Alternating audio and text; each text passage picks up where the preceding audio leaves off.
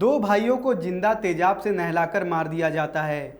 यह सुनकर आपको लग रहा होगा कि ऐसा घिनौना अपराध करने वाला तो कोई बहुत बड़ा अपराधी होगा, लेकिन आप यह सुनकर चौंक जाएंगे कि इस अपराध में एक जनता द्वारा निर्वाचित सांसद का हाथ था। हम बात कर रहे हैं 2004 में हुए बिहार के अंदर तेजाब हत्याकांड की, जिसमें लालू यादव के सबसे करीबी नेता मोहम्मद शहाबुद्दीन का नाम उछला था।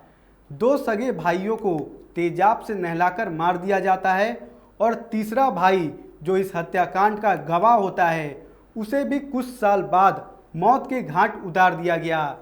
इसी हत्याकांड ने लालू राबड़ी की सरकार को हिलाकर रख दिया था, क्योंकि मरने वाले भाइयों के पिता ने तमाम चुनौतियों और धमकियों के बाद भी न्याय की उम्मीद नहीं छोड़ी।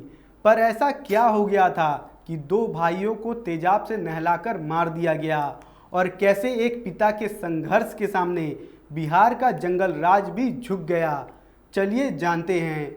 बिहार के सिवान शहर में चंदा बाबू नाम के एक व्यापारी थे। 6 अगस्त 2004 का दिन चंदा बाबू और उनके परिवार के लिए एक कहर की तरह टूटा, जिसमें उनका पूरा परिवार बिखर गया। दरअसल 6 अगस्त 2004 की रात चंदा बाबू के दुकान पर 2 लाख की रंगदारी मांगने के लिए कुछ गुंडे आ धमके। उस दिन चंदा बाबू पटना गए हुए थे और दुकान पर उनके बेटे सतीश और गिरीश बैठे हुए थे। जब सतीश और गिरीश ने रंगदारों को 2 लाख की रंगदारी देने से मना कर दिया, तब रंगदारों ने सतीश और गिरीश के साथ मारपीट शुरू कर दी। पीटने के बाद सतीश घर गया और बाथरूम साफ करने वाले तेजाब को एक मग में डालकर सारा तेजाब उसने रंगदारी वसूलने वाले बदमाशों पर फेंक दिया, जिससे भगदड़ मच गया। शायद सतीश को अगर पता होता कि तेजाब फेंकने के बाद उसके और उसके भाइयों के साथ क्या होने वाला है, तो सतीश कभी भी उन बदमाशों पर तेजाब ना फेंकता, क्योंकि यह बदमाश सिवान के सांसद मोहम्मद शहाबुद्दीन के आदमी थे, जिनका खौफ सिवान में इतना था कि कोई उन्हें नाम से नहीं पुकारता था, सब उन्हें साहेब कहकर पुकारते थे। खैर, सतीश के बहादुरी दिखाने के बाद वह गुंडे तो चले गए, लेकिन कुछ देर बाद वह फिर दुकान पर आते हैं।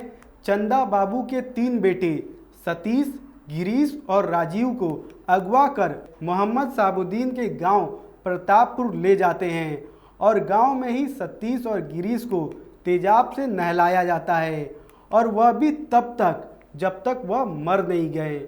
लेकिन तीसरा भाई राजीव जैसे तैसे भागने में कामयाब रहा। अब वह इस पूरे घटना का इकलौता गवाह था, लेकिन 16 जून 2014 को राजीव को सरेआम गोली मारकर हत्या कर दी गई।